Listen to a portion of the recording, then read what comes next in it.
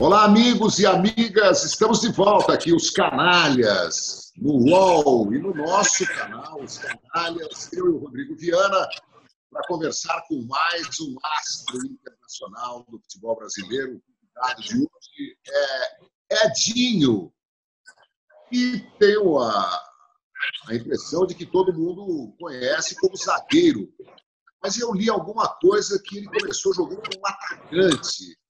E aí, num treino, levantou a mão dizendo que queria jogar no meio campo. Eu sei que ele jogou até na lateral esquerda e da seleção brasileira. Certamente ele tem muita história para contar. Hoje, o Edinho está trabalhando em Minas Gerais.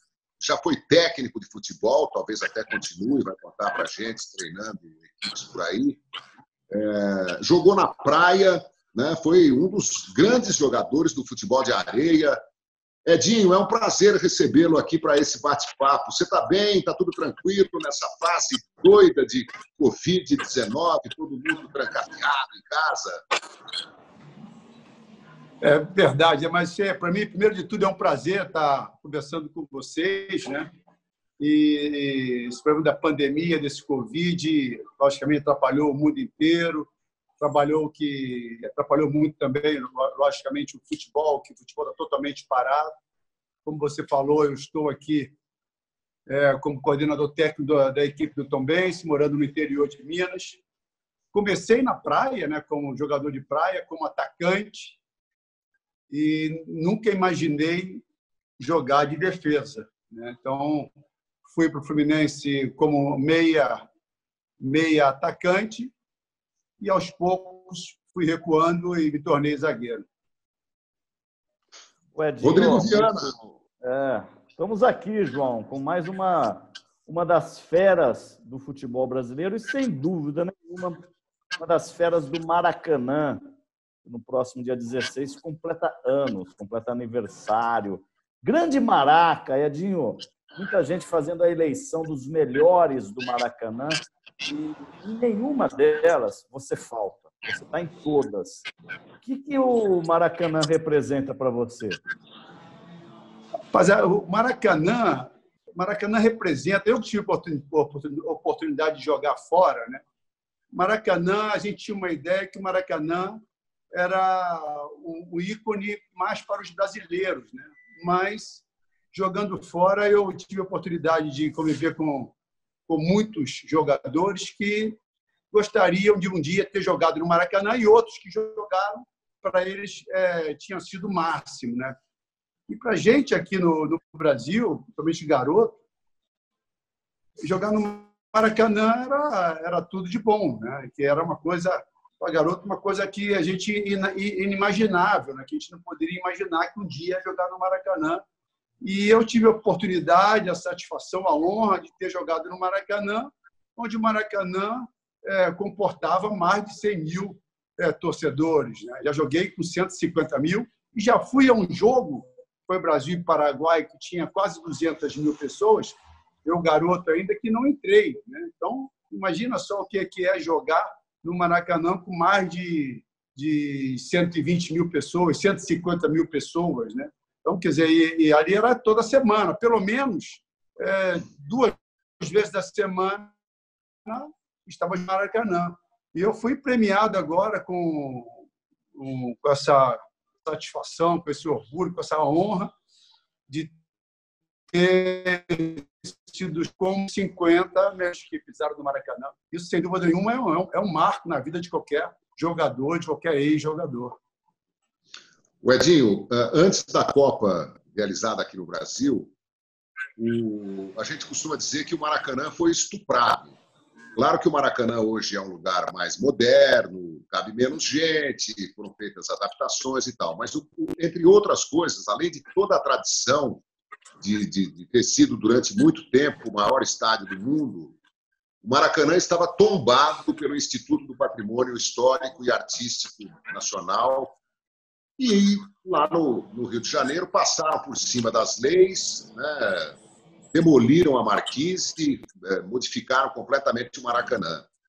A gente sabe que o Maracanã antigo, era com cento e tantas mil pessoas assistindo a um jogo no verão, era um caldeirão, né? Eu me lembro do Petkovic. Um dia eu perguntei para ele, Pet, como é que se sente um sérvio jogando no verão do Rio de Janeiro, no Maracanã?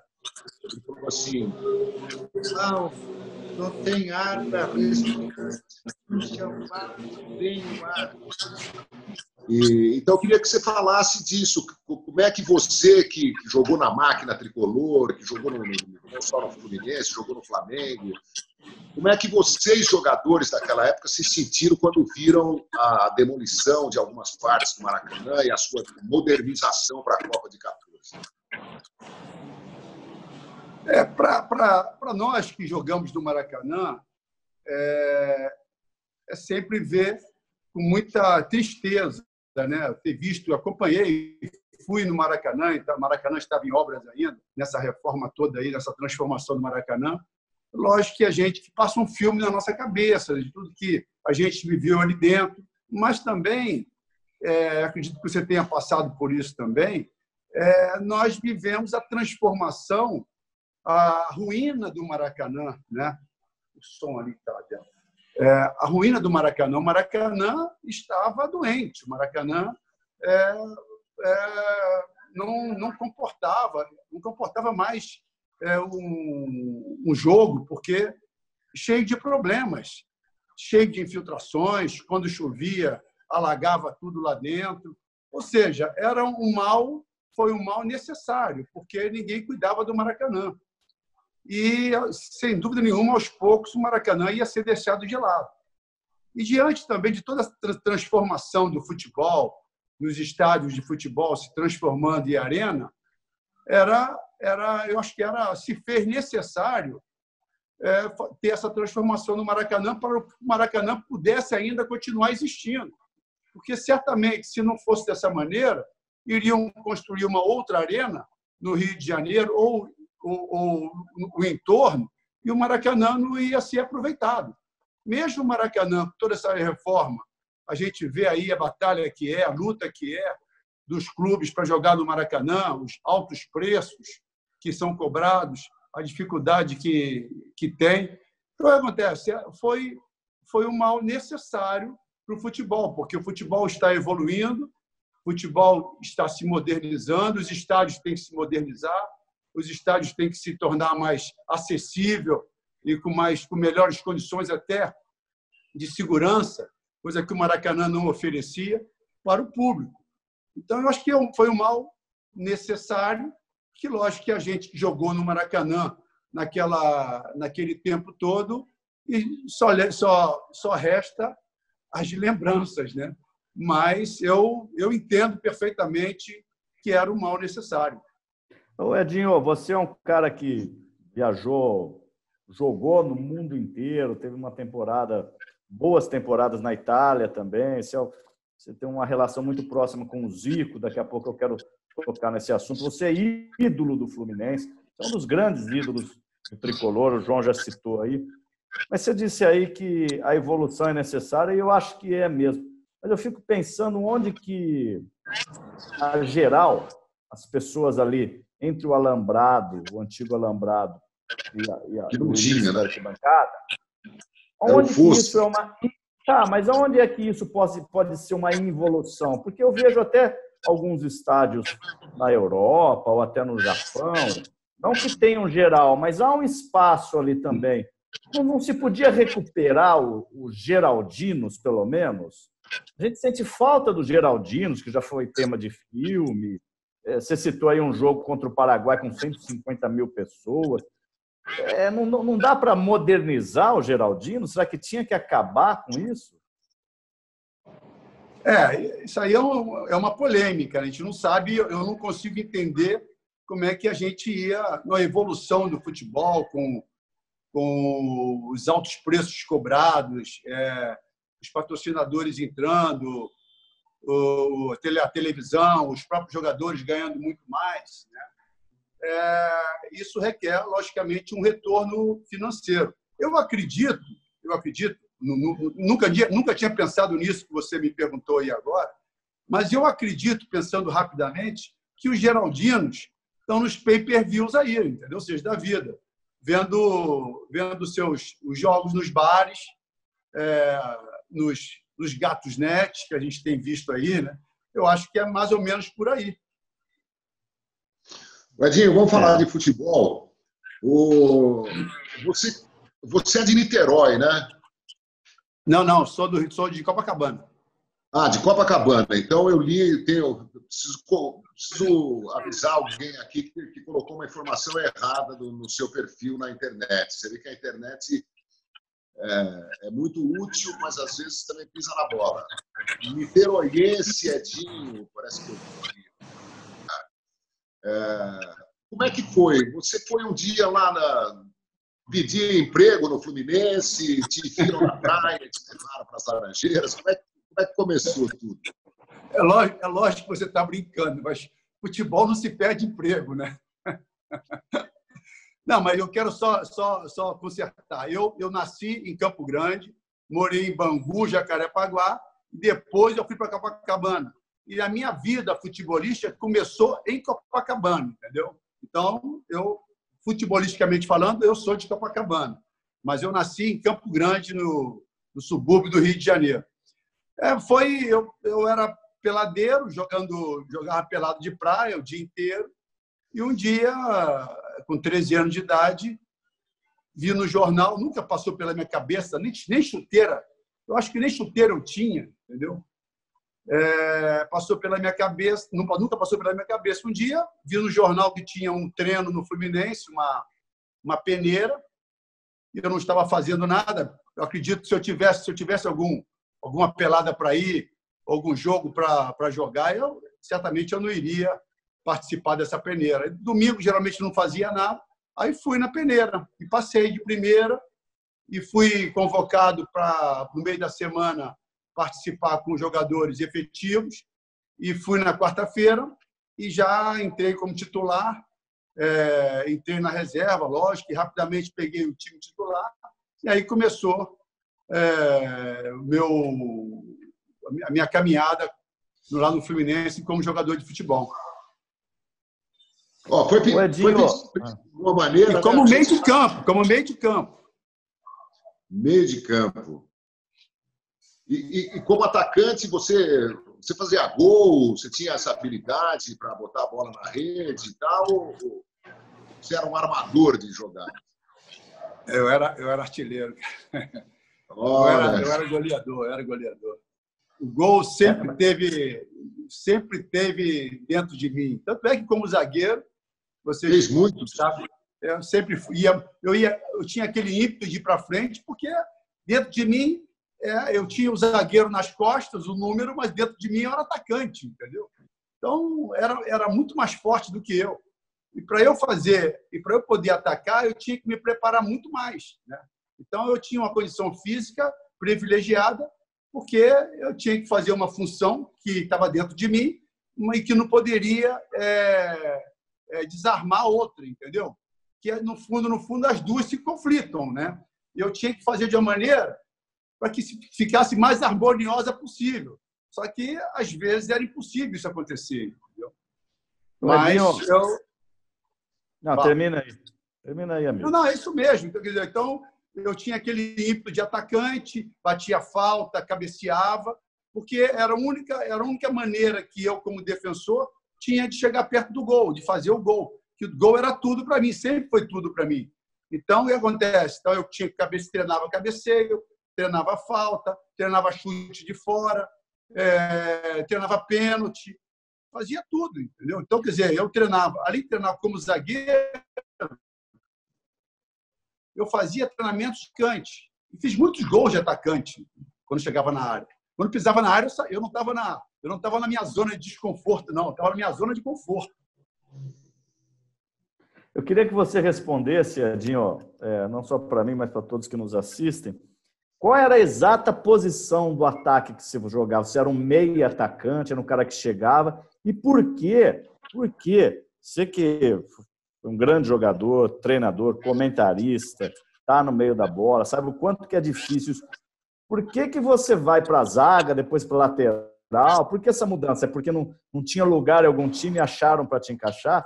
que é o que ocorre, às vezes, com situações parecidas. Mas me diz a posição que você jogava no ataque, específica. Eu jogava de todas as posições, porque é incrível, né? Eu vejo, às vezes, com grandes jogadores, né? E vi muitas vezes o próprio Zico, né? Se você colocar o Zico no lateral direito, ele vai se transformar em lateral direito. O Pelé, se colocar em qualquer posição, ele vai se transformar naquela posição. E eu até era goleiro ele pegava, assim. o Pelé, né? Né, João? O Pelé chegou a ser até goleiro num jogo treino. Exatamente, isso. E eu também, se vocês acho que não sabem disso, eu fiquei na reserva uma vez, numa eliminatória da seleção brasileira, como reserva do goleiro. Rolou. E vou dizer qual foi o jogo, talvez vocês venham se lembrar ou não. Foi o jogo, foi Venezuela e Brasil, lá na Venezuela, não sei se foi eliminatórias de 82, né? Quando era João Leite e me parece que era o Carlos, os dois. E o João Leite se machucou. E não poderia, só tinham dois goleiros. E não poderia falar nada para ninguém. Então, eu fui para... Ele estava na reserva de goleiro. Porque se caso o Carlos se machucasse, era eu que ia entrar. Entendeu? Então, o que acontece? Eu jogava de ponta direita, jogava de centroavante, jogava de 10, jogava de 8, jogava de ponta esquerda. Nunca joguei do meio para trás. Né? Nunca joguei do meio para trás. Aí, um dia, numa seleção carioca de dente de leite, o meu treinador, que foi em São Paulo, torneio de seleções dos estados, em São Paulo se premiava muitos zagueiros. E ele, como gostava muito de mim, falou assim: Edinho, vou te colocar na zaga, porque acho que ali você tem mais chance de ganhar um prêmio. Entendeu? Aí eu fui para a zaga. E realmente ganhei o prêmio de melhor jogador do torneio, de zagueiro. Aí, naquela brincadeira, posição nova, tal, quando eu voltei de zagueiro e nunca reclamei. E aí o meu corpo foi se transformando para zagueiro, porque é uma posição específica, né?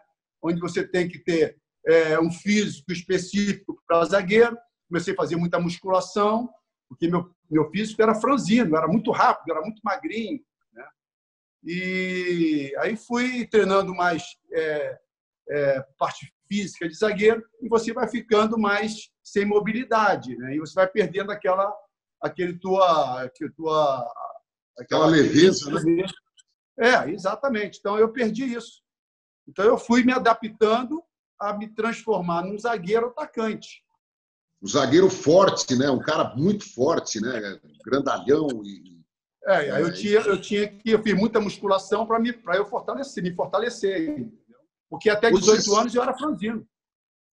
Interessante. Você se lembra do primeiro time do Fluminense profissional em que você atuou? Qual era a formação? Eu adoro essas viagens no tempo. Viu? Certamente você tem aí, né? Não tenho, não. Mas eu imagino, mais ou menos. Eu te ajudo aí se você começar a escalar. Não, eu não tenho, mas eu sei que foi. Me parece que foi em 73. O jogo eu sei. Eu não sei o ano, mais ou menos. Eu acho que foi em 73. Foi contra o Figueirense, em Florianópolis. Nós perdemos o jogo de 1-0. O goleiro eu sei que era o Jorge Vitório. A zaga talvez tivesse sido Silveira comigo. Marco Antônio? Não sei. Marco Antônio, lateral esquerdo. Marco Antônio, lateral esquerdo. E eu acho que Marco Antônio... Interessante, Marco Antônio, eu acho que nesse jogo não estava. Por quê? Porque eu morava na Princesa Isabel, numa kitnet, com toda a minha família, e, de repente, bateu na porta, de manhã cedo, o Marco Antônio, para me avisar que eu estava sendo convocado, porque o grupo já estava em Florianópolis, porque naquela época, quando eu viajava para fazer 2, 3 jogos fora, né? E o zagueiro se machucou, tomou cartão amarelo, foi expulso, alguma coisa assim. e ele me convocou, né? Ele veio me avisar que eu estava convocado para viajar, para participar do jogo. Agora, imagina só, um jogador tricampeão do mundo bater na tua porta e te chamar, um garoto de 18 anos. Né? É uma coisa que você guarda para sempre. Né? Então essa foi a minha primeira experiência no profissional. Eu fico imaginando que o time tinha o Didi Branco no meio campo, o Cafurinho. Peguei Didi, exatamente, Didi. Tinha o Zé Maria, lateral esquerdo, lateral direito. Tinha o Kleber, tinha o Pintinho, tinha o Abel. Eu lembro que tinha o Abel também. Tinha o Roberto reserva, o goleiro reserva. E parece que tinha o Toninho Baiano também. Isso é antes da máquina, né, do Francisco Horta. Antes da máquina. Legal. O Edinho, depois a gente pode até voltar à máquina, mas dando um salto quântico para a sua carreira, você joga 3 Copas do Mundo, 78, 82 e 86, e fica na minha cabeça o gol de 86, um belíssimo gol, altamente desenhado, que mostra isso, a tua habilidade de chegar, a tua força, você é um cara com muita força e habilidade. É uma característica que se pede hoje para os atacantes, né? Hoje se pede muito cara vertical.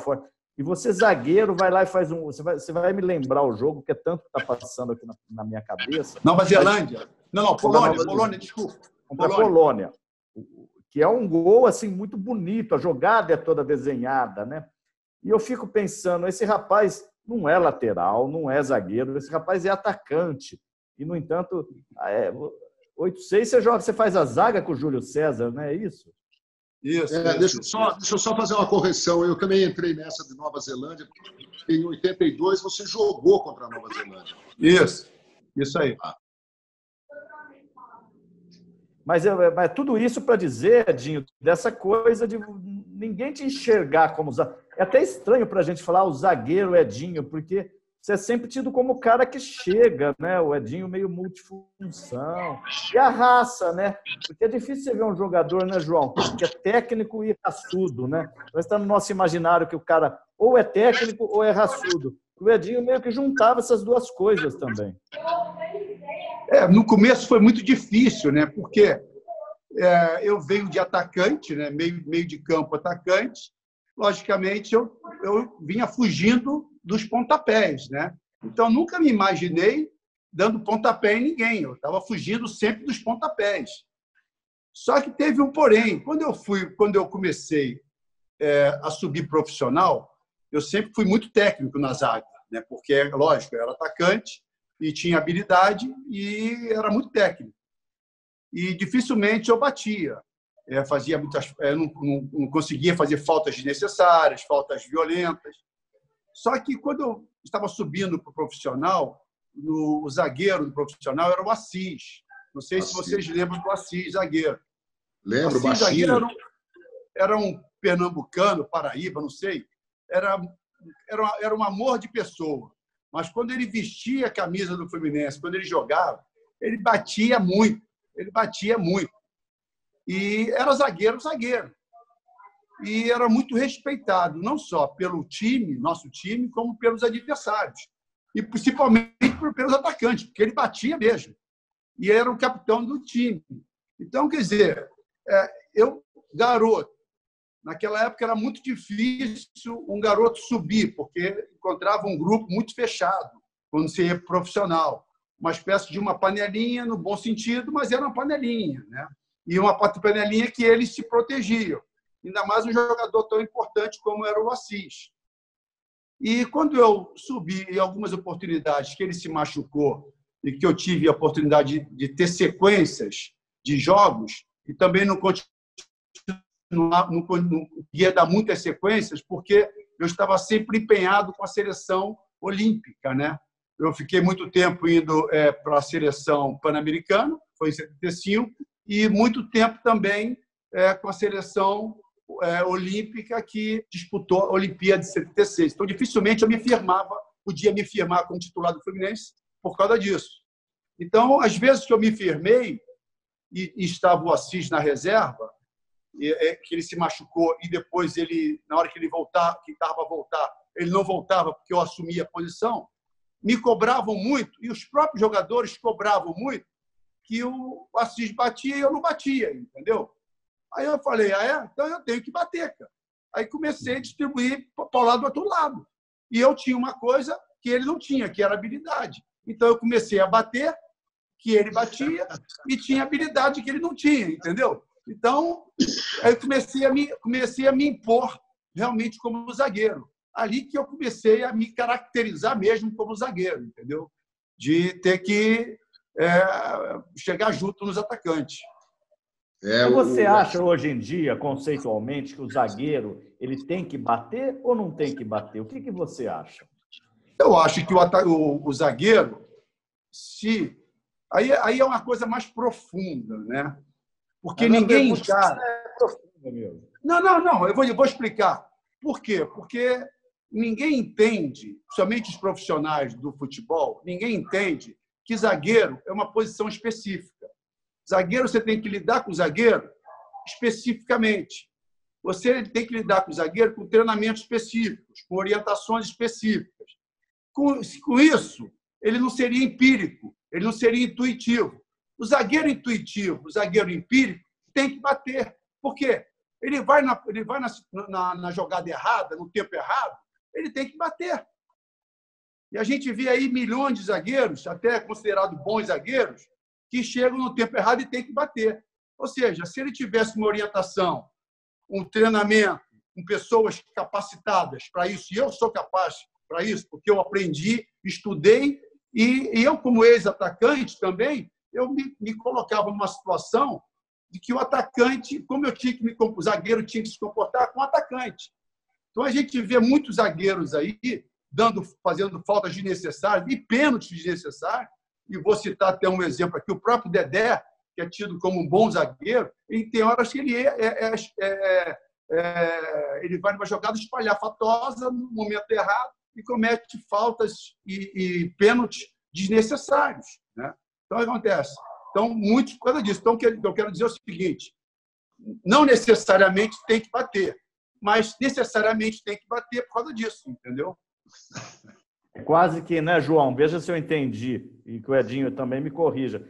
É quase imanente, tá na natureza do jogo que o zagueiro corte a jogada. Se ele não chegar na bola, ele precisa chegar no cara. Mais ou menos essa intuição que o Edinho está dizendo. Agora, o que se diferencia, e aí eu vou pegar o Tele Santana, que joga o Luizinho em 82, o Edinho em 86, os caras que jogaram na frente que sabem se colocar.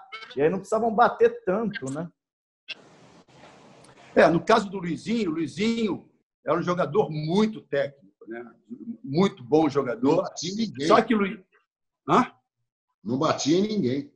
Não batia em ninguém. É aquela diferença que eu tive que aprender, entendeu? E numa Copa do Mundo, chega um momento que você tem que chegar junto. Primeiro para se impor também, entendeu? Se você... E o Luizinho era um jogador franzino, né? Então, dificilmente ele conseguia tirar as bolas na técnica, né? Porque ele é um jogador técnico que não tinha o corpo a corpo. Mas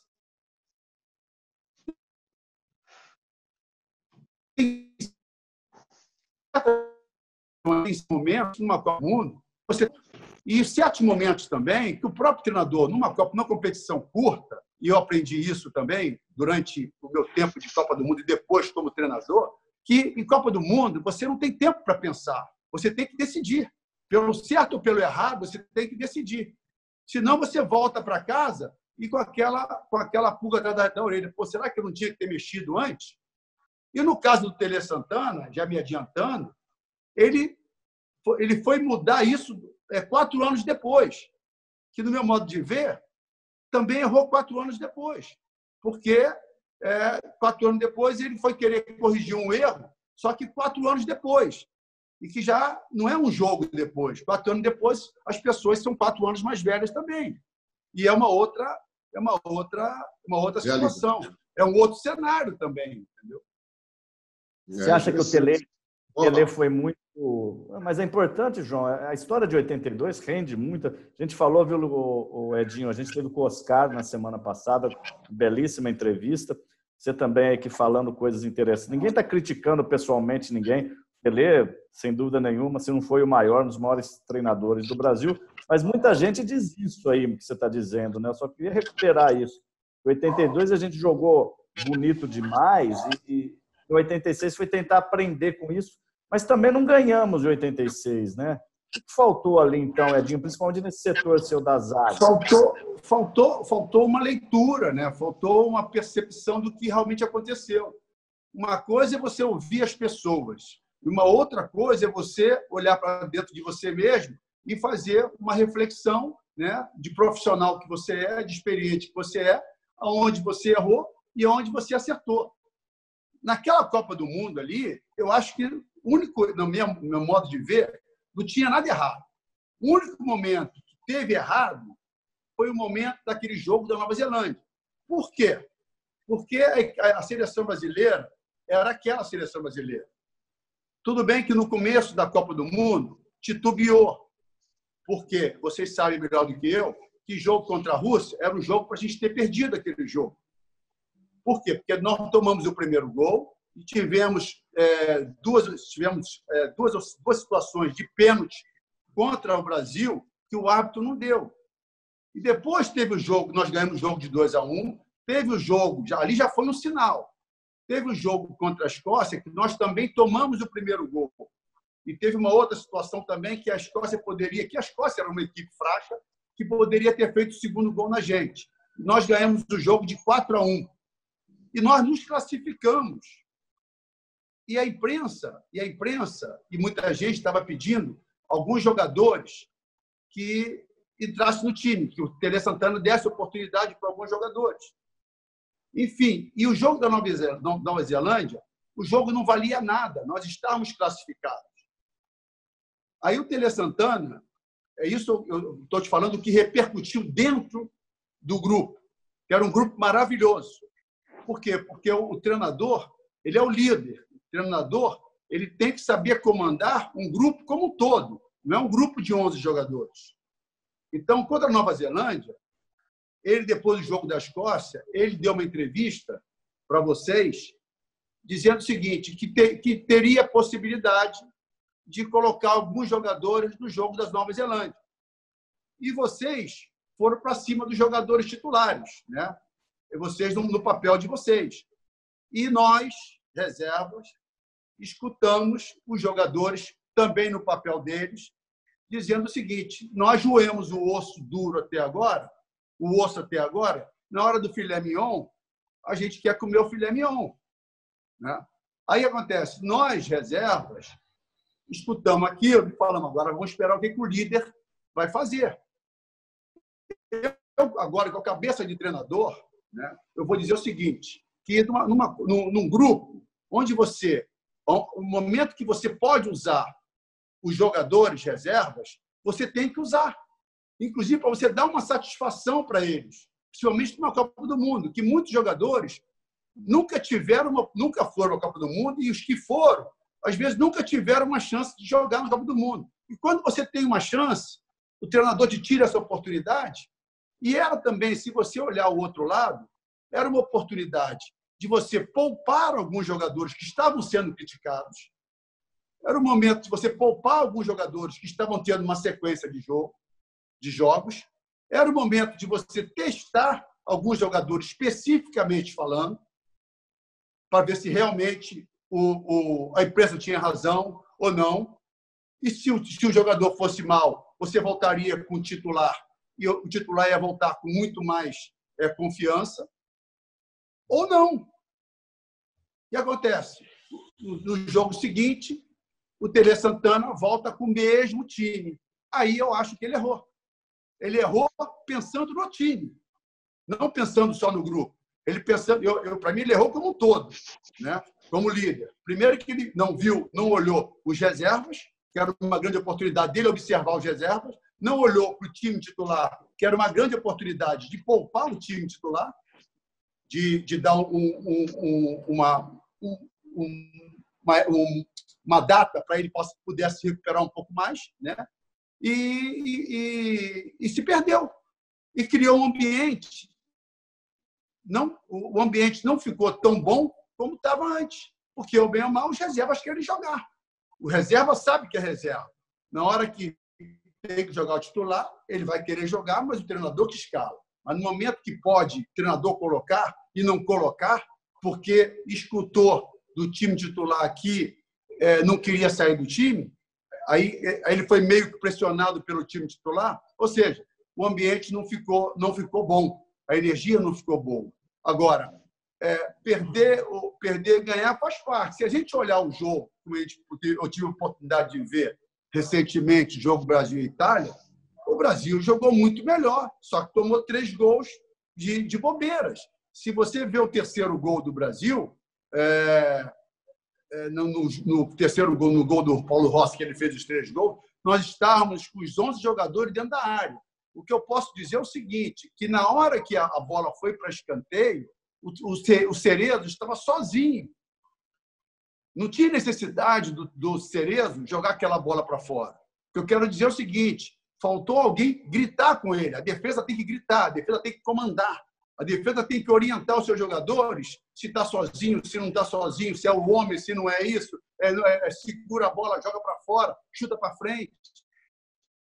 E, realmente, os nossos defensores tinham essa dificuldade de falar, de orientar o grupo, os jogadores. Era a dificuldade que o próprio Luizinho não tinha essa característica, né? O Oscar não tinha essa característica. O Edinho, você confirma a história que o Oscar contou aqui para a gente? Eu queria saber se você confirma a história que o Oscar contou aqui para a gente nos Canalhas. Ele contou para a gente. Os Canalhas somos nós, viu, Edinho? Sei. Estou vendo pela cara de vocês.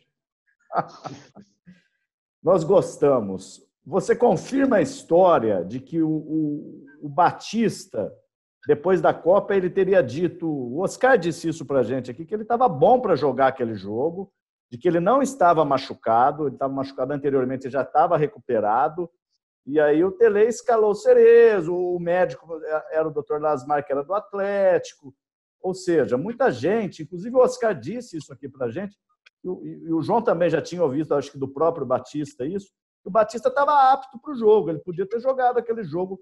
Muita gente acha que precisava de um médio volante ali mais pegador, mais marcador. Você confirma isso aí, Edinho? Não confirmo, porque eu não sei disso. Dessa história eu nunca ouvi, né? Mas todo mundo falava que o Batista tinha que jogar. No meu caso específico, nesse jogo contra a Itália, no treinamento, no dia anterior, eu me machuquei. Nesse dia eu não fiquei no banco, né? Mas do Batista, eu sei que o Batista jogou contra a Argentina, se eu não me engano, e levou uma pancada do Maradona, não foi isso? Foi. Mas foi só pancada, não tinha... Uma pancada, você não fica fora de um jogo por causa de uma pancada. Você fica fora de um jogo por causa de um estiramento, uma contusão muscular. Não, mas o Batista era um jogador raçudo, ele não ia ficar de fora de um jogo contra a Itália por uma contusão. Ele ia para o palco, na gíria a gente fala, entendeu? Mas não confirmo porque eu não sei. Eu nunca ouvi do Batista isso, nunca perguntei também. Bom, a minha interpretação é de que os outros também querem ganhar a Copa do Mundo. A Itália jogou muito bem, o Brasil pode ter jogado melhor, tinha um time fantástico. E com o Batista ou com o Cerezo, eu acho que a gente perderia aquele jogo de 3-2, até pelo que o Edinho está dizendo, né? Que estava o time todo do Brasil dentro da área e ninguém conseguiu deter o Paulo Rossi, que acabou fazendo o terceiro gol e eliminando o Brasil. O Brasil tinha vencido a Argentina. Futebol é isso, né? Teve o quarto gol também, o quarto gol foi legítimo. Não tem outra alternativa, né? Mas você, não sei se você tem essa informação. Tem o quarto gol também. O quarto foi legítimo, não foi impedimento. E parece do Antonioni, né? Tem o quarto gol. Pois é. Eu estava vendo você falar do Assis aí. Poxa vida, eu me lembro do Fluminense com Félix Oliveira, Galhardo, Assis, Marco Antônio, Denilson e Didi, Cafuringa, Samarone, Flávio, Mickey, Lula. Você jogou com o Samarone? Eu tenho muita curiosidade de... Não, com o Samarone não. Com o Samarone, não. Joguei com o Manfrini, joguei com o Didi. Manfrini que saiu da Ponte Preta, né? Para jogar com o Galhardo não joguei com o Silveira. Joguei com o Assis. Com Oliveira não joguei com o Oliveira. Deixa eu fazer um registro com rápido. Félix, o Galhardo, eu já falei isso aqui no ar, vou falar de novo, porque eu estou hoje em Araraquara, o Galhardo está a 300 metros de mim, que ele mora em Araraquara, está vivo, nos assistindo. Vai ficar feliz de te ouvir, viu, Ed? Grande zagueiro, manda um abraço para ele, manda um abraço. Pô. Me inspirei também nele. Que legal, que legal. Mas aí, Edinho, eu queria voltar um pouco no tempo para falar da máquina do Horta, né? Na máquina do Fluminense. Como é que foi para vocês, hein? O Rivelino fala com muito orgulho daquela época. O Fluminense realmente montou um esquadrão, né? Uma seleção brasileira. Como é que foi viver aquilo tudo? Pô, viver aquilo foi mágico, né?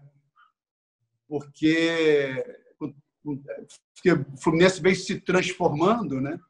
E trazendo todos esses jogadores. E eu era das categorias, eu era da seleção de base, né? E quando eu voltava da seleção, eu ficava no profissional. E quando eu realmente voltei das Olimpíadas de 76, eu já vim rapidamente porque eu fui convocado para jogar um Fla-Flu, porque faltava um zagueiro. Eu tive que, no último jogo contra a Polônia, contra a Rússia, se eu não me engano, eu tive que me arrumar às pressas, pegar avião e voltar para jogar o jogo Fla-Flu. Que loucura! E depois desse jogo, o Coutinho, quer dizer, a seleção brasileira, falou para o Horta o seguinte, isso depois que eu soube, né? Se vocês não colocarem o Edinho como titular, porque o Assis estava machucado, por isso que eu voltava para jogar. Se vocês não colocarem o Edinho como titular do Fluminense, nós vamos convocar o Edinho na reserva mesmo para a seleção brasileira. Aí foi aí que o Horta premiou o Assis com o passe livre, que antigamente o jogador ficava preso, né, aos clubes, e premiou com o passe livre e deu passe livre para ele ir para o Sport de Recife. Aí eu fui efetivado mesmo como titular do Fluminense e na máquina. Ou seja, jogar máquina com o Rivelino, com o Marco Antônio na época, com o Félix, com todos esses grandes jogadores, Carlos Alberto Torres. Eu formei a zaga com o Carlos Alberto Torres. O Renato também, o Renato. Eu ficava no mesmo quarto com o Paulo César Caju. Aprendi muita coisa. Eu ia perguntar se o Caju já estava na máquina nessa época já, né? Acho que foi o ano seguinte, foi 76, né? O que é que você aprendeu com o PC Caju? Queria saber. Isso aí eu ia te falar. Eu aprendi muita coisa boa e aprendi muita coisa que não devia fazer, entendeu? Mas ele é sensacional. Sensacional. Muita coisa. Aprendi época espetacular de ouro do futebol brasileiro, né? Puxa vida. E uma época também, não sei se vocês sabem também, é o seguinte, na época, o Horta acho que foi pioneiro nisso.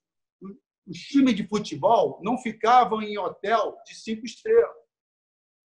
Ficavam só em hotéis secundários, né? Nos subúrbios, no centro das cidades, hotel baixo, hotel não muito bons, porque o jogador não tinha uma fama boa. E foi o Horta que começou a melhorar essa situação. Tanto é que nós concentrávamos no Rio de Janeiro, no Hotel Nacional, ali em São Conrado, com todas as mordomias. Edinho, eu tenho uma outra curiosidade em relação ao futebol do Rio de Janeiro. Aqui em São Paulo, eu me lembro muito bem, quando começaram a acontecer algumas transações, jogadores sair do Palmeiras e para o Corinthians, sair do Corinthians e ir para o São Paulo, do São Paulo para o Santos, do Santos, principalmente pela rivalidade entre Corinthians e Palmeiras na época. Aquilo causava um frisson, né? Falava-se muito. No Rio de Janeiro, parece que nunca houve nenhum tipo de problema. Você mesmo jogou no Flu e no Fla, Romário, Edmundo, tem uma lista assim, interminável de jogadores que atuaram no Flamengo, no Vasco, no Fluminense, no Botafogo.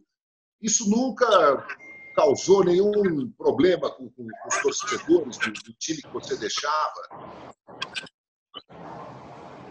Não, isso causava só nos grandes jogadores, né? Os jogadores que passavam de um clube para outro, e muitos vieram de fora também, né? Mas não se admitia, por exemplo, no meu caso específico, né? Porque depois da máquina, ficou praticamente eu. Então, era eu no Fluminense, o Roberto Dinamite no Vasco e o Zico no Flamengo. Então, esses jogadores não se admitiam que esse jogador pudesse jogar em outro clube, né? Agora, os outros jogadores, principalmente, introduziu isso, foi o próprio Horta, né? Que o Horta fez o troca-troca justamente para você fazer um campeonato forte, né? Para que a torcida pudesse comparecer. Ou seja, ele tentou fortalecer todas as equipes, claro que tentou fortalecer o seu clube mais forte que os outros, né? Mas também para ter uma competição mais equilibrada. Mas você nunca foi hostilizado pela torcida do Fluminense por ter vestido a camisa do Flamengo? Não, hostilizado não. Eles nunca entenderam por que eu fui para o Flamengo, né? Eu saí, primeiro que eles não conseguiam admitir que eu fosse vendido para fora, né, para a Udinese. Tanto é que, na época, foi muito difícil ter essa negociação, mesmo tendo um contrato assinado pelo presidente, que depois, no final do meu contrato, eu poderia me liberar para uma quantia, né? Na época era $500 mil, e foi assim, foi feito. Na hora que eu tentei fazer valer o contrato, ele disse que aquele contrato não valia nada, porque não conseguia entender como é que um presidente poderia me vender, entendeu? E ele ia ficar taxado como o presidente que vendeu o Edinho. Tanto é que, na época, fizeram o enterro dele nas Laranjeiras. Aí eu fui vendido mais em função disso, porque eu tinha um contrato assinado, um documento assinado por ele, que, no final do meu contrato, eu poderia me liberar caso algum clube viesse a pagar $500 mil.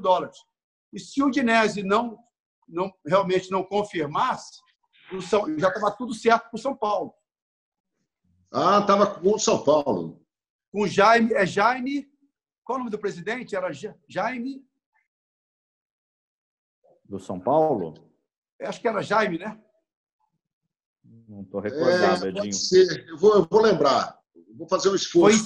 Foi em 82.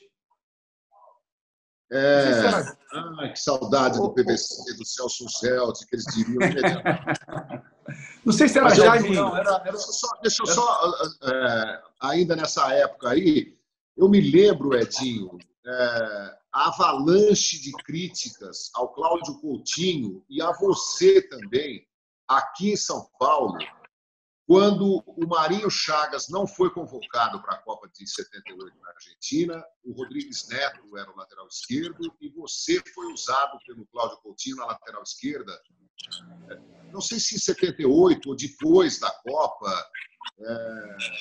Eu me lembro que uma vez eu perguntei para o Leão se ele tinha alguma coisa a ver com a não convocação do Marinho Chagas por causa da Copa de 74, que o Marinho ia embora e o Leão ficava indignado. E o Leão ficou bravo. A gente quase brigou na porta do Morumbi, eu e o Leão. O Leão veio para cima de mim todo... Eu já falei isso para ele, e ele, que é uma figura, falou assim, com certeza você estava errado. Eu não lembro disso aí, não, mas com certeza você estava errado. Então, eu queria saber de você como é que foi essa história de ir jogar na lateral esquerda, quando o Cláudio Coutinho foi uma invenção. Como é que você encara hoje essa história?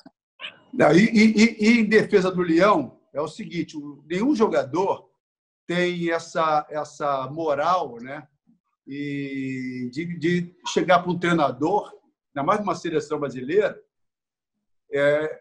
de tentar não convocar um jogador ou outro. Entendeu? Isso aí é impossível isso acontecer, né? Mas o que aconteceu foi o seguinte, O Cláudio Coutinho ele tinha alguns pensamentos mais à frente. Então, ele queria um jogador que soubesse atacar, mas que fosse mais defensivo. Isso eu pensando por ele, porque eu nunca conversei com ele a respeito disso, apesar dele ter me conhecido e ter participado em todas as seleções de base. Ele foi como gerente, como diretor, alguma coisa assim, ele estava sempre lá. Então, ele me conhecia perfeitamente. E o que aconteceu? Em 78, existia aquela rivalidade de São Paulo e Rio de Janeiro. O treinador ele tinha que equilibrar os jogadores, porque não poderia ter 18 de São Paulo e menos do Rio, e vice-versa, né? Então, tinha que ter um equilíbrio nisso. E, na época, o Coutinho me convocou de lateral esquerdo e titular, sem ter previamente conversado comigo, porque eu por ter sido atacante, eu tinha esse ímpeto ofensivo e joguei várias vezes de lateral esquerdo e jogava bem. Eu era um bom lateral esquerdo também. Só que o treinador, convoca uma seleção brasileira com um zagueiro de lateral esquerdo, onde ele tem a oportunidade de convocar os melhores jogadores de cada posição. Não tem necessidade de convocar um jogador de uma outra posição, de você estar improvisando em outra posição. Ou bem ou mal, eu estaria improvisando para todo mundo. Talvez para mim eu soubesse jogar ali. O Coutinho ele tinha a confiança que eu ia jogar bem ali, mas eu não era da posição.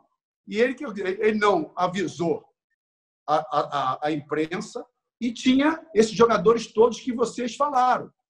Era Marinho, era Júnior, era Vladimir, era Nelsinho. Tinha outros jogadores na posição em São Paulo que causou polêmica. Ou seja, nessa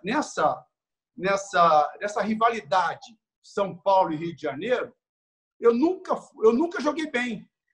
Ou seja, não importava o que eu ia fazer no campo.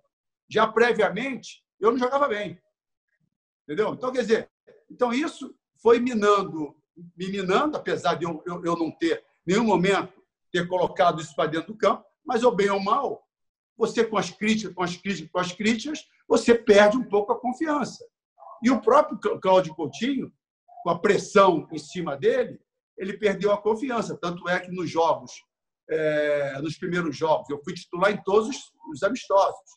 E nos 2 primeiros jogos contra a Suécia e contra a Espanha, que a equipe não jogou bem, mas tinha um significado, que também faltou a percepção dele. Por que a seleção não jogou bem?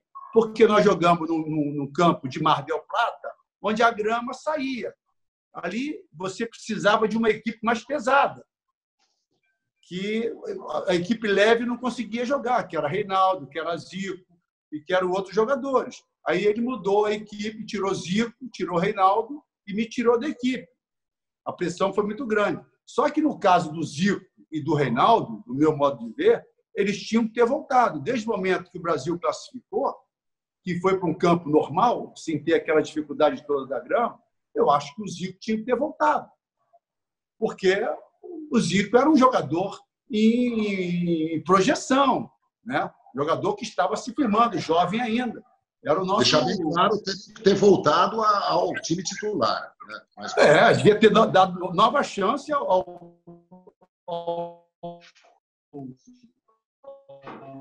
ao Reinaldo, talvez não, claro. Apesar que o Reinaldo tinha problema físico, né? O Reinaldo era um jogador que, na época, se levou até aquele aparelho Apollo, lembra? Que era só para o Reinaldo fazer musculação. Era um trambolho, né? Do tamanho dessa sala aqui, que foi de navio para... Foi de ônibus, foi de caminhão para a Argentina. Foi de caminhão? Achei que tinha ido de navio. Eu me lembro, eu estava lá em Mar del Plata, aquele gramado horroroso, aquele frio horroroso, aquele vento gelado. Olha, eu vou te falar. E aquele juiz maldito, né, que acabou o jogo quando o Zico fez um gol de cabeça contra a Suécia, né? Aquilo mudava tudo. Clive Thomas, nunca me esqueço o nome. Eu conversei com ele no saguão do hotel, quando ele estava de malas prontas, acho que para ir para Buenos Aires. Eu fui lá perguntar como é que era o nome dele. Mas é bom que se diga também que antigamente, aos 45 minutos, o jogo terminava, né? Não tinha, né? Não tinha, lógico que ele terminou depois que o Nelinho bateu o escanteio, né? Então, né? Então não deixa bater o escanteio, né? Claro. Isso aí. Edinho, eu já ouvi aqui você falando umas 3, 4 vezes, porque vocês da imprensa, a imprensa, e você foi Mas da imprensa. Criticando, não é criticando, não. Eu não acho que é criticando. Até não é porque você recentemente estava comentando jogos pelo Sport TV. Aliás, eu ouvi muitas vezes você comentando, eu estava trabalhando no Rio, na época, comentando muito bem, por sinal, público. Agora, você não tinha problema nenhum em fazer isso que você está fazendo aqui. E, eventualmente, criticar um jogador, um treinador, falar o que você estava vendo, né? Eu observava no teu comentário isso. Você é muito transparente. Você já falou aí do Cláudio Coutinho, falou do Luizinho, falou do Pelé. Está falando do ponto de vista técnico e algumas situações pessoais. Você já teve algum problema, Edinho, com algum jogador ou ex-jogador que falou, pô, não gostei que você falou isso, você estava lá também, agora você fica aí falando? Rola isso aí ou nunca rolou isso? Você está tendo problema agora com o cachorro, né, Edinho? Mas não esquenta a cabeça, não.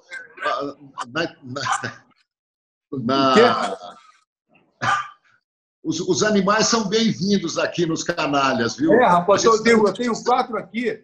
Já pedi minha esposa para me ir lá fazer aquele parar de latir, mas não consegue parar de latir. Tem 4 Yorkshire aqui que late o tempo todo. Esses cachorrinhos pequenos são danados. A gente estava entrevistando o Luizão, no finalzinho da entrevista, os quero-queros que quiseram aparecer e começaram a gritar também. Faz parte. Mas respondendo o seguinte, eu tive alguns problemas, principalmente com a torcida do Fluminense, né? Porque eles entendiam, ou no entendimento deles, que eu tinha que não criticar o Fluminense.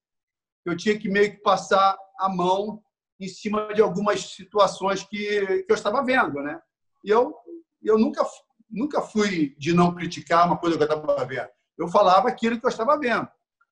Uma vez aconteceu o seguinte, que se tornou público, nunca ninguém me questionou, nenhum jogador, né? Porque eu sempre tentei respeitar, eu falava mais na parte técnica. Nunca fui de tentar humilhar algum jogador, tentar, como se diz, fazer piadinhas com eles. Mas teve um dia que eu critiquei o Juninho Pernambucano, né, num jogo, e eu estava, isso foi numa quarta-feira ou foi num sábado, e eu estava me preparando para fazer um jogo no domingo e estava vendo o jogo do Vasco da Gama em São Januário. Eu estava vendo o jogo ao vivo, né, na televisão. E, de repente, na hora que o Sport TV, a Globo estava entrevistando o Juninho, o repórter do Sport TV estava esperando. Na hora que acabou a entrevista da Globo, o Sport TV foi perguntar para ele alguma coisa, aí ele afastou o microfone e perguntou: é o Edinho que está lá em cima? Aí o cara falou assim: não. O repórter falou: não, é fulano, né? Aí eu voltei o vídeo, né? Que a televisão dava para voltar, e aumentei o som, porque estava. Aí eu vi que ele queria me responder alguma coisa, alguma crítica, né? Que eu fiz para ele. Aí o que eu fiz? Eu sou lutador de jiu-jitsu e de boxe também, né? E ele tinha as filhas dele, estudava junto com as minhas filhas, né? E do lado da minha academia de jiu-jitsu e de boxe, né? E eu ia de mochila, com o kimono do lado de fora e as luvas também, né? Do lado de fora, porque era só andar para a academia. E fui umas 2 ou 3 vezes esperar ele na escola para saber o que ele queria comigo, entendeu? Você não fez isso? Você foi brigar com o Juninho na porta da escola? Não. Quem é lutador não briga. Eu só ia mostrar para ele e perguntar, porque era caminho para a academia, entendeu? Então, eu estou mostrando que era uma coincidência. Eu ia perguntar para ele qual é o problema. E ele não apareceu. Depois eu liguei para o assessor dele, aí realmente ele falou que tinha tido uma crítica, alguma coisa, assim, tal. Aí eu liguei várias vezes para ele. Só que ele nunca atendeu o telefone. Enfim, depois o negócio morreu, vi algumas vezes, nunca falei nada.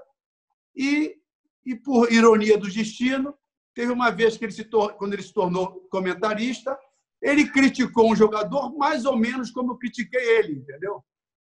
Ou seja, qual foi a crítica? Língua, né? Qual foi a crítica que você fez ao Juninho? O Juninho foi o seguinte, porque o Juninho tinha uma característica de entrar muito pela direita, né? Ele entrava na posição onde o lateral direito ocupa, ou seja, ele era o número 8 que ele fazia meio que o facão nas costas do lateral esquerdo, do adversário, para tentar cruzar. Só que ele não estava mais com esse preparo físico todo, entendeu? Então, ele, em vez de ajudar ali, ele atrapalhava, porque ele ocupava um espaço onde era do Pikachu, ou era de um outro lateral. Aí eu falei o seguinte, ó, o Juninho, indo para aquele espaço ali, ele está atrapalhando o posicionamento do lateral. Quer dizer, ele está confundindo o esquema do Vasco da Gama. Foi só isso que eu falei. Eu não ofendi. Eu falei taticamente o que estava acontecendo. E ele se ofendeu. Essas coisas também, posso falar, são legais, porque fazem parte do futebol, do folclore. Depois, são legais desde que fiquem por isso mesmo, né? Porque um tem uma leitura e critica o outro. Depois, o Juninho mesmo, eu me recordo desse jogo, ele criticou um jogador, o jogador também gostou e faz parte do jogo. Você tem uma opinião muito forte, Adinho, sempre teve. Você é um cara de sangue quente. O que você acha da volta do Fred no Fluminense? De bicicleta. Rapaz, eu até postei um vídeo, e estou para postar um vídeo, até dando os parabéns para ele pela iniciativa, porque aqui onde eu estou, em Carangola, eu também ando de mountain bike, né? Eu faço direto mountain bike aqui, e porque aqui Carangola é meio que a cidade onde o pessoal anda de bicicleta e faz trilhas e faz quilômetros e quilômetros, 50, 80, e a gente sempre faz, né? Então, eu até postei um vídeo mostrando isso, dando os parabéns para ele pela iniciativa e tudo mais. Eu acho que a volta dele é uma volta bacana, porque a torcida do Fluminense estava precisando, toda a torcida precisa de um ídolo, né? Mas só que, tecnicamente, a gente sabe que ele vai ter dificuldades. Por quê? Se ele já tinha dificuldades antes, né, pela característica dele, e pelo futebol que está mudando, está se tornando cada vez mais veloz, mais dinâmico e com menos espaço, tudo isso que está acontecendo no futebol, ele não tem mais, né? E tem mais um pouquinho, uma coisa que vai contra ele, que é a própria idade. Agora, que é bacana um clube levar para a iniciativa do sócio-torcedor, para você chamar mais sócio-torcedor, levar a torcida ao Maracanã, isso com certeza. Agora, é claro que ele vai ter que entender o momento, o treinador, Odair, vai ter que entender, que ele já até comentou, o momento que ele vai ter que usar o Fred ou não, e o Fred, a gente sabe que ele vai querer jogar o jogo o tempo todo. E o momento do futebol hoje vai ser muito difícil ele se inserir nesse contexto todo. Mas, como iniciativa do clube, pensando em coisas maiores, trazendo torcida, sócio-torcedor, levando torcida para o Maracanã, eu acho interessante. Futebolisticamente falando, não. Já estamos... Mediaticamente, sim. Hã? Mediaticamente, sim. Acho. Futebolisticamente, não. Ô, João, eu sei que você vai... Já passamos de 1 hora de conversa, Edinho. Queria te agradecer muito, mas queria que você falasse agora, no finalzinho desse papo, como é que você se sente fora do Rio de Janeiro, trabalhando numa cidade pequena do interior de Minas Gerais, Eu sou de uma cidade pequena do interior de São Paulo, sinto muita saudade de estar lá com meus amigos e tal, mas você não é daí, então é uma outra realidade. Se você abandonou definitivamente a carreira de treinador, se você vai ser uma espécie de manager agora dos clubes onde você trabalhar, então, como é que está o seu presente e quais são as suas projeções? Eu, quando saí do Sport TV, quando eu não renovei meu contrato, meu primeiro pensamento foi voltar para treinador.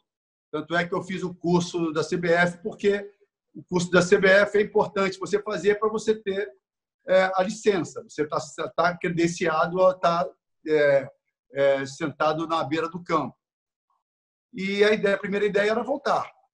E a equipe Tombense, que é uma equipe que tem o Eduardo Duran, que é empresário de futebol, com o Lani, que são os donos da equipe, acharam melhor eu vir como coordenador técnico. Eu achei interessante porque, inclusive pela própria minha idade, né, e pelo todo o meu conhecimento, experiência, e eu possa ter uma sobrevida melhor, maior, menos responsabilidade no contexto em cima de um resultado. Eu achei muito interessante. Quanto à minha vinda aqui para uma cidade pequena, eu sempre que morei em cidade grande, Rio de Janeiro principalmente, onde tem meus amigos, tem a coisa que eu gosto de fazer muito, que é jogar meu futevôlei. Aqui eu não tenho, mas aqui eu estou me reinventando. Estou adorando morar aqui em Carangola, morando em Tombos também, adorando, minha família está adorando. Nunca pude imaginar que isso pudesse acontecer, nunca pude imaginar que eu poderia morar numa cidade pequena de 30 mil habitantes, 33 mil habitantes. Estou me reinventando, estou com um novo esporte agora, que é o mountain bike, estou adorando. Quase que diariamente estou em cima da bicicleta. E eu e minha família, minha esposa, meus amigos, encontrei aqui grandes amigos. Eu estou com um grupo de amigos aqui muito interessante, muito bacana. Ou seja, sentiram nenhuma falta do Rio de Janeiro. Claro que a gente fala com o Rio de Janeiro frequentemente, com os amigos e tudo mais. Também essa pandemia, esse coronavírus, nos impossibilita de estar viajando de um lado para o outro. Mas, respondendo a tua pergunta efetivamente, estou muito contente de estar no Tombense, como coordenador técnico, e morando aqui em Carangola. Que maravilha. Edinho, só para fechar da minha parte, eu te dizer um tchau, já aproveitando para te agradecer, te parabenizar por ser um dos 50 craques dos 70 anos do Maracanã, feito para poucos mesmo. Você pode guardar no teu coração essa glória interior. Mas eu queria te perguntar o que eu já perguntei para o Oscar, para o Elzo, que foi volante em 86, para o Moser. A gente pergunta para todo mundo, eu vou sempre perguntar isso. Quem é o Zico para você, Edinho? O Zico que jogou 3 Copas do Mundo com você, o Zico que te fez na Udinese também. Você era o capitão da Udinese naquela situação. O que representa o Galo para você? E a gente vai pôr uma matéria no canal Os Canalhas, viu, João? Fechei ontem com o Serginho Pugliese, falar no ar. Uma visita do Museu da Pelada à casa de todos os irmãos Coimbra juntos. No domingo eles vão pôr e a gente posteriormente vai pôr no nosso canal. Estou só dizendo isso porque a gente ama eles, mas eu queria ouvir de você o que o Zico representa para você, Edinho. O Zico, todas essas pessoas que falaram do Zico já falaram com certeza tudo que eles pensam realmente, do que realmente o Zico é. E eu faço, mesmo não sabendo o que eles falaram, sei mais ou menos, faço deles as minhas palavras. Mas tive a oportunidade de conviver com o Zico na seleção. Infelizmente, certamente ele tem essa frustração da nossa seleção não ter sido campeã do mundo, e eu acredito que ele, mais ainda, tem essa frustração, porque ele seria a pessoa que iria nos levar a um título, seria o jogador que seria o líder dessa geração, né? Que puder, porque toda Copa do Mundo, toda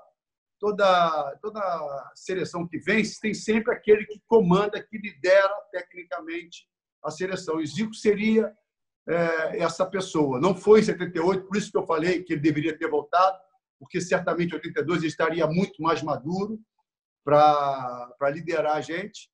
E o Zico é um amor de pessoa, um profissional exemplar, um amigo exemplar. Tive a oportunidade de conviver com ele 2 anos em Udi, numa cidade pequena.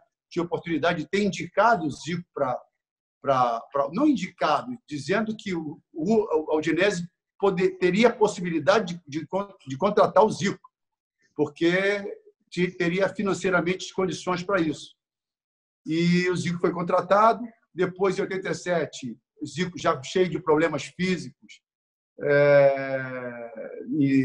no Flamengo, onde fomos campeões da Copa União, e ele cheio de problemas, com o profissionalismo dele, com a preocupação com os companheiros. Teve um jogo que ele não queria viajar porque o doutor Taranto chegou para mim e falou assim: Edinho, o Zico não quer viajar. Por quê? Eu falei: Zico, por quê? É porque ele não vai poder correr. Eu falei: Zico, só tua presença já inibe qualquer adversário. Todo mundo, os nossos jogadores sabem que você não precisa nem correr, nós vamos correr para você. Ou seja, o profissionalismo, o caráter do jogador, que ele não, a preocupação dele com os companheiros, que ele não ia poder dar participação dele física no jogo, mas a importância dele era era mais do que isso, né?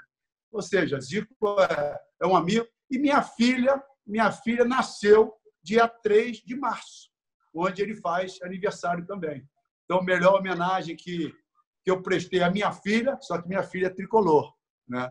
E ao Zico também. E nesse dia eu não pude ir à festa de aniversário dele, porque eu estava na maternidade com minha filha. Bom, então, dois dias depois dela, você faz aniversário, né? Dia 5 de março. Aí é uma outra história, né? Outra história. Registraram você. Aí é uma outra história. 5 de junho. Se você for ver na Wikipédia, é 5 de junho, né? Mas meu aniversário, o Zico me liga 5 de março. Júnior me liga e todo mundo me liga 5 de março. Maravilha.